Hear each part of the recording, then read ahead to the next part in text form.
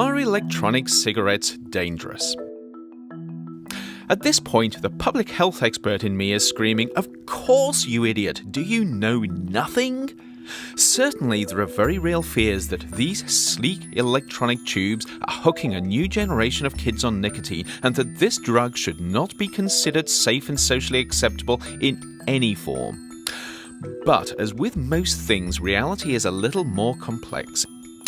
Electronic cigarettes are primarily designed to get nicotine into your body via your lungs without many of the downsides of conventional cigarettes.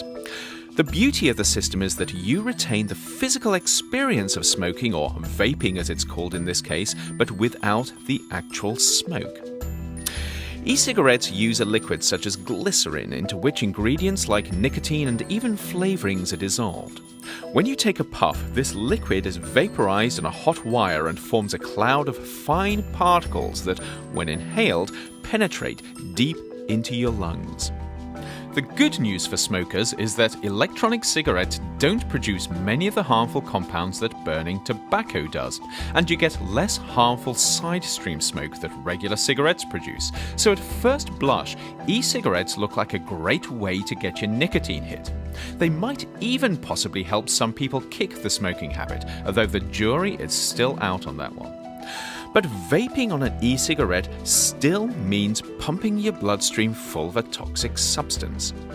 Nicotine is addictive, it's toxic at high doses, and it has a whole range of effects at lower doses that may not be good for you. But surprisingly, there's not much known about whether the occasional vape presents a significant risk. However, when you puff on an e-cig, it's not just nicotine you're inhaling.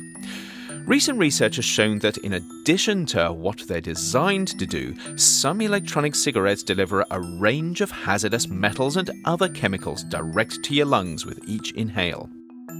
Admittedly, these only seem to be present at very low levels, probably too low to be dangerous in most cases. But without regulations on e-cig performance and use, this may not always be the case.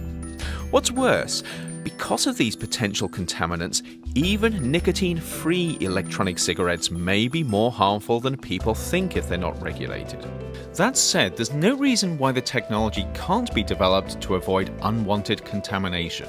The trouble is, while agencies like the US Food and Drug Administration can potentially regulate e-cigs on the basis of their nicotine content, it's not quite so clear how much jurisdiction they have over other substances that may be in your e-puff, whether they're intended to be there or not. If you have any thoughts on electronic cigarettes and their regulation, please join the conversation in the comments.